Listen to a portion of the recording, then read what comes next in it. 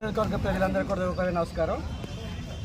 మాజీ MLA Congress party మీద మా మీద చేసిన ఆరోపణలకి ఈరోజు వాళ్ళని ఛాలెంజ్ చేసి రమ్మంటం జరిగింది.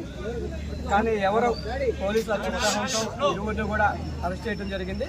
ఒకటే సండ్ర వెంకటయ్య గారు డైరెక్ట్గా చెప్తున్నాం, మీ దగ్గర ఆధారం ఉంటే తీసుకురండి, మేము రిజైన్ చేయడానికి సిద్ధంగా ఉన్నాం.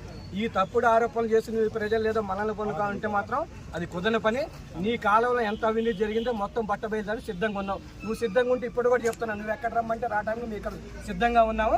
దానికి మేము కట్టుబడి ఉన్నాం. ఒకవేళ మా మీద కనుక ఆరోపణలు అయితే మేము ఏ ట్యాక్స్ వసూలు చేసి నీకు నిరూపించగలిగితే మేము ఖచ్చితంగా రాజీనామా సిద్ధం.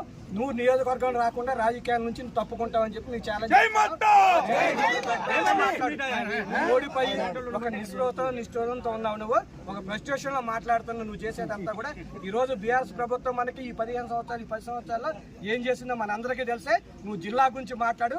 అదే జిల్లా గురించి ఆ రోజు తెలుగుదేశం పార్టీలో ఉండి నువ్వు చంద్రబాబు నాయుడు గారి ముందు తెలుగుదేశం పార్టీలో నేను ఖమ్మం జిల్లా సత్తుపల్లి జిల్లా చేస్తా అని చెప్పి నువ్వు బహిరంగ ప్రకటించు.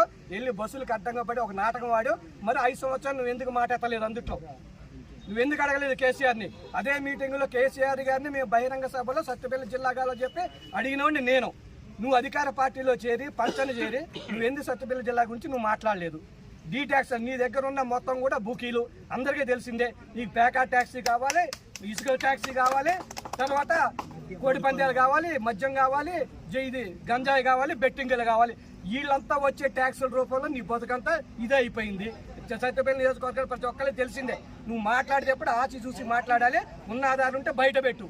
అంతేగాని నీ రాజకీయ స్వలాభం కోసం ఎవరి మీద నిందలేస్తే ఇక్కడ పడేవాళ్ళు ఎవరు లేదో.